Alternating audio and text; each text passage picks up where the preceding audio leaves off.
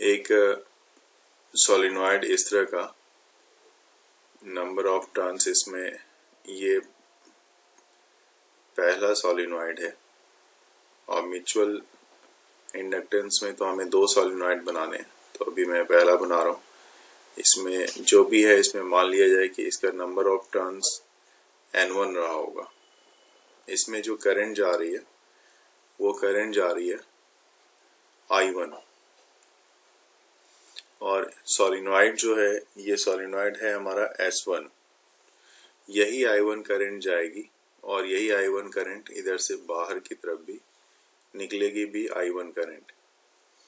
उसी तरह से दूसरे को अगर दूसरे कलर से मैं बनाऊं तो मान लो कि मैंने दूसरा कलर सिलेक्ट कर लिया और यहाँ पे इससे दूसरा सोलिनॉइड बनाने जा रहा हूँ। दूसरा सोलिनॉइड कुछ इस तरह से,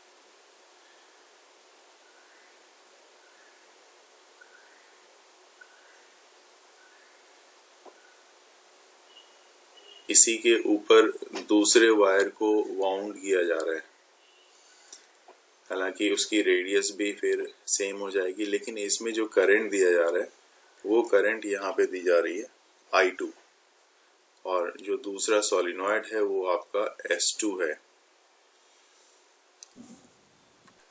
दो सोलिनॉइड है, एक मैंने I1 जो जिसमें करंट फ्लो कराया है ये S1 सोलिनॉइड है, और इस S1 सोलिनॉइड की नंबर ऑफ टर्न्स जो है वो N1 है।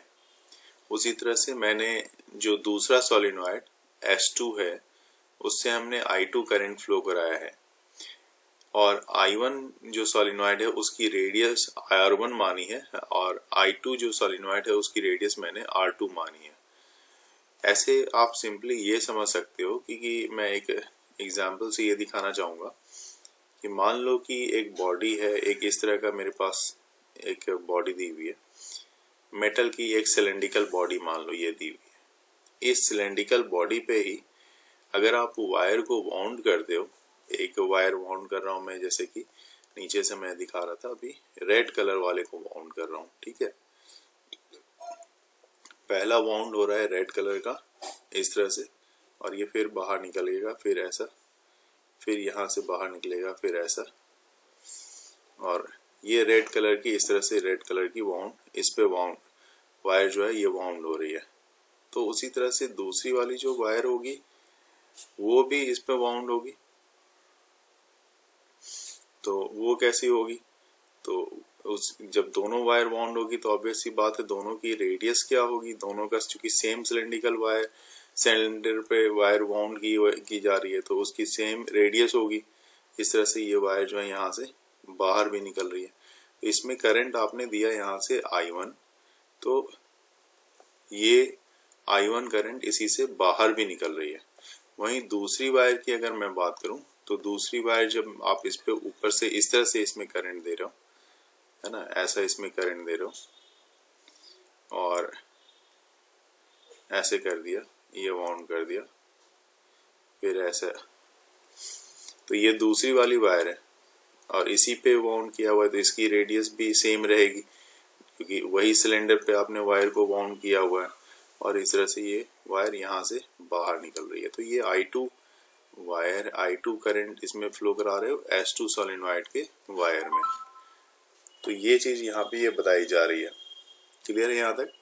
अगर मान लो कि आपने I2 करंट जो है ये I2 करंट पास हो रही है दूसरे वाले सोलिनॉइड S2 से, तो मैग्नेटिक फील्ड जो इसमें S2 वाले में सेटअप होगी, मतलब ब्लू कलर वाले सोलिनॉइड में, मैं इस सोलिनॉइड की बात कर रहा हूँ जिसमें ऊपर से मैं करंट दिखा रहा हूँ आते हुआ, तो इसमें ये जो सोलिनॉइड है इसका नाम मैंने S2 लिया हुआ है।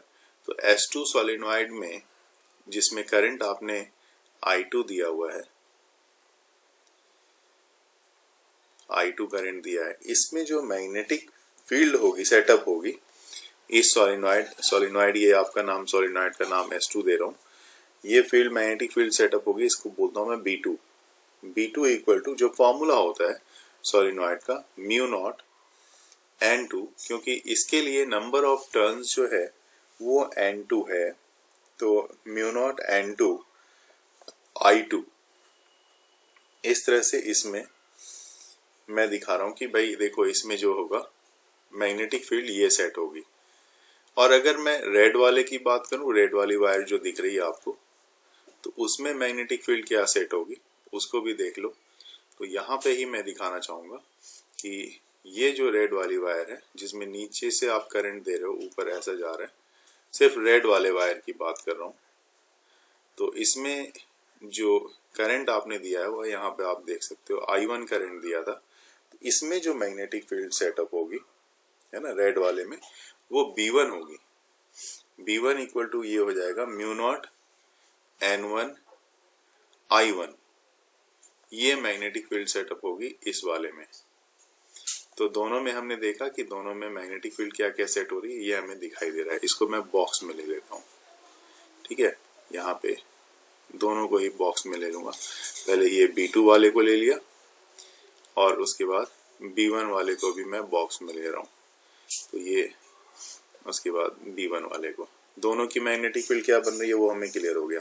ये भी हमें पता है क्या, तो हमें ये भी पता है कि भाई N2 जो है, अगर मैं इसके लिए यहाँ पे N2 जो देख रहा हूँ, ये N2 क्या है, तो N2 के बारे में आप ये लिख सकते हो कि N2 जो है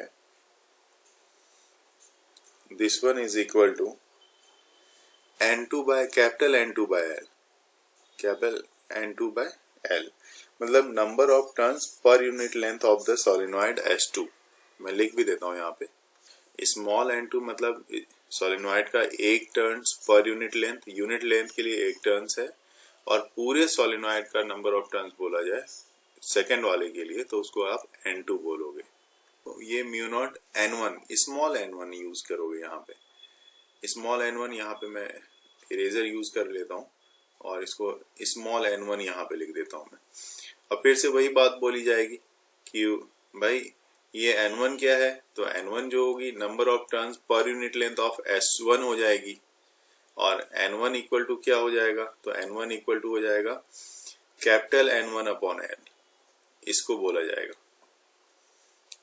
ठीक है ना, इसको बोलेंगे। अब देखो यहाँ पे आपको क्या करना है, हमें फ्लक्स देखनी है।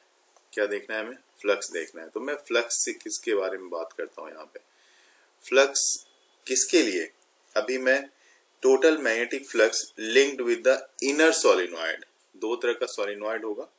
क्योंकि अगर आपने पहले वाले में करंट दिया है तो पहले वाले के कारण क्या होगा, पहले वाले में तो आपने करंट दे दिया, तो वैसे केस में जो फ्लक्स प्रोड्यूस होगा वो टोटल मैग्नेटिक फ्लक्स दूसरे वाले में क्या प्रोड्यूस होगा, मतलब S1 में क्या प्रोड्यूस होगा। अगर हमने करंट I2 में दिया तो I2 के कारण जो S2 वाला जो सोलेनॉइड है उसके कारण S1 वाले सोलेनॉइड में क्या फ्लक्स बनेगा, ये फ्लक्स में लिखता हूँ, ये फ्लक्स को।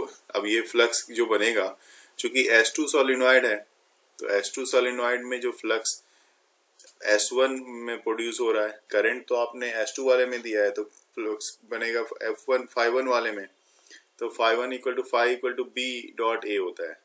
तो BA मैग्नेटिक फ्लक्स किसका, तो सेकेंड वाले का, B2 वाले का। B2 में मैग्नेटिक फ्लक्स बनेगा, मैग्नेटिक फील्ड B2 वाले की देखी जाएगी, A हो गया। और नंबर ऑफ टर्न्स किसका ले रहे हो, तो N1 वाले का, ठीक है ना। ध्यान से देखेंगे, ये चीज ध्यान रखना है क्योंकि ऊपर से मैं यहाँ पे दिखा रहा हूँ। आपने total magnetic flux linked with the inner solenoid S1 की बात की है। जो S1 सोलेनॉइड हमारा जो है ये वाला है, जिसको मैंने रेड कलर से दिखाया है, और ये S2 ब्लू कलर वाला है। जब आप ब्लू कलर वाला सोलेनॉइड में मतलब S2 सोलेनॉइड में I2 करंट दोगे तो वैसे केस में मैग्नेटिक फील्ड बनेगी म्यू नॉट N2 I2। और लेकिन ये जो है ये दूसरे वाले सोलेनॉइड में करंट देने से जो पहला वाला सोलेनॉइड है, जो इनर सोलेनॉइड जिसको मैं बोल रहा हूँ, अंदर वाला सोलेनॉइड S1 जो रेड कलर से बना हुआ है, उसमें मैग्नेटिक फ्लक्स लिंक्ड होगी।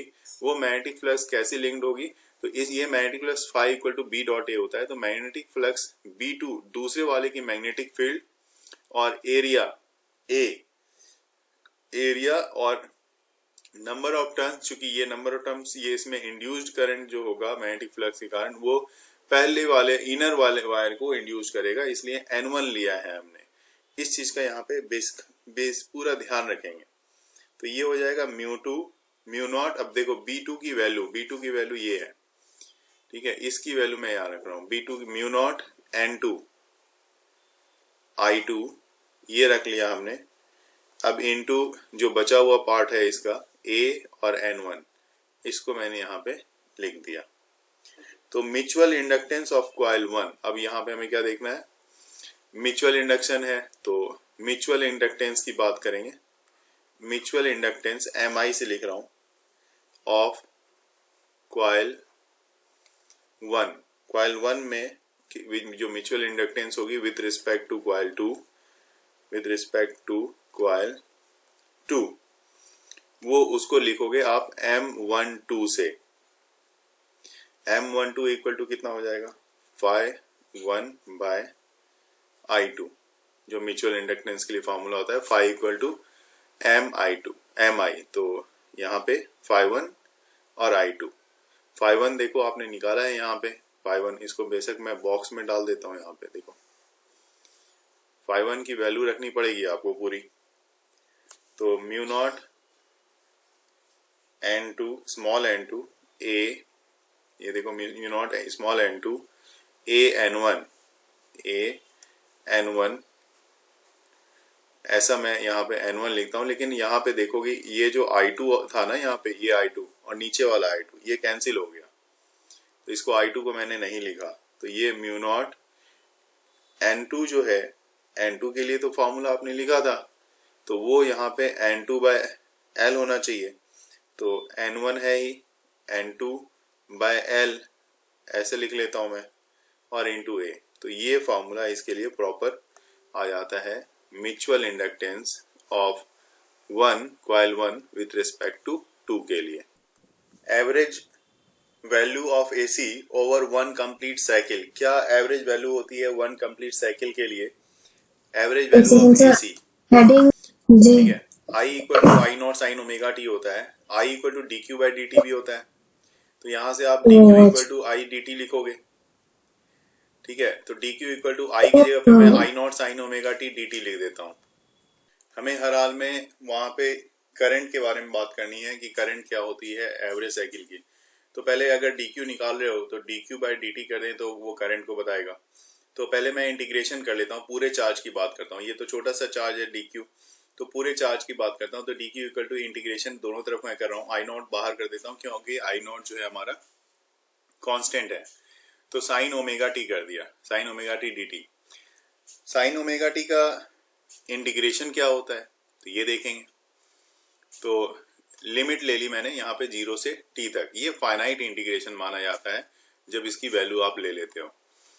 तो ये हो जाएगा आपके पास minus cos omega T by omega, ये साइन ओमेगा टी का इंटीग्रेशन है। इसकी लिमिट ले लो 0 से t तक। I नॉट बाहर ले लिया आपने, I नॉट बाहर कर दो, DQ का Q हो जाएगा, ये Q हो गया। अब Q इक्वल टू देखो लिमिट जब आप रखोगे इसमें पहले I नॉट और अब माइनस को मैं बाहर कर देता हूँ। तो ये देखो माइनस मैंने बाहर कर दिया और I नॉट ओमेगा को भी मैं बाहर कर देता हूँ। तो अभी मैं यहाँ पे अपर लिमिट कॉस ओमेगा की जगह पे मैं 2 पाई बाय टी रख रहा हूँ, कॉस 2 पाई बाय टी, और ये स्मॉल टी की जगह पे ये कैपिटल टी, क्योंकि लिमिट रखनी है तो इंटू कैपिटल टी, फिर बीच में माइनस, फिर कॉस 2 पाई बाय टी, इस बार इंटू 0, लिमिट इसी तरह से रखते हैं। और यहाँ पे ओमेगा को मैंने बाहर कर दिया। तो ये यहाँ पे आप देख रहे हो टी और टी कैंसिल हो जाएगा, बचेगा कॉस 2 पाई, और यहाँ पे भी ये कॉस 0 हो जाएगा। तो Q equal to I not by omega लिख दोगे, कॉस 2 पाई माइनस कॉस 0, ठीक है। अब इसमें आप देखोगे कि क्या कर रहे हो आप, कॉस 2 पाई की वैल्यू कितनी होती है, ये वैल्यू होगी 0। कॉस 2 पाई की वैल्यू अगर आप लिखोगे तो यहाँ पे देखो माइनस इतना इंटू टी।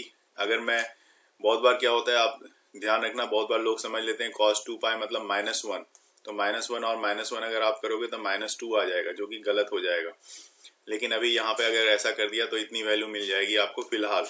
लेकिन होता क्या है, जैसे मैंने बताया इसकी वैल्यू होती है cos 2 पाई की 0।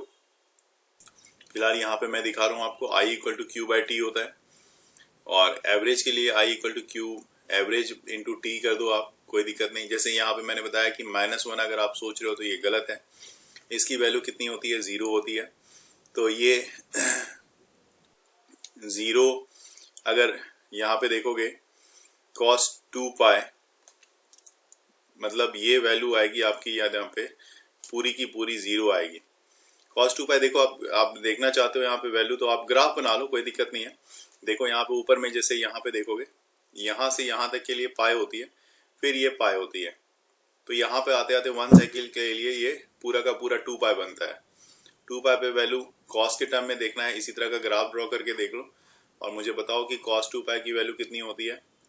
-1 नहीं होती, cos 2 पाई की वैल्यू 1 होती है, -1 नहीं होती है, 1 होती है। और इसके लिए 1 और -1 करोगे तो ये पूरा का पूरा टर्म 0 आ जाता है। ये देखो 0 आ गया है ना, यहाँ पे 1 -1 0, तो ये पूरा को मैंने 0 लिखा है व्हाइट वाले से। ज्यादातर वहीं पे गलती होती है, इसलिए मैंने यहाँ पे फिर से मार्क किया है, मार्क करके बताया कि देखो जी यहाँ पे आप -1 या 1 लिखने की गलती, -1 लिखने की गलती मत करना।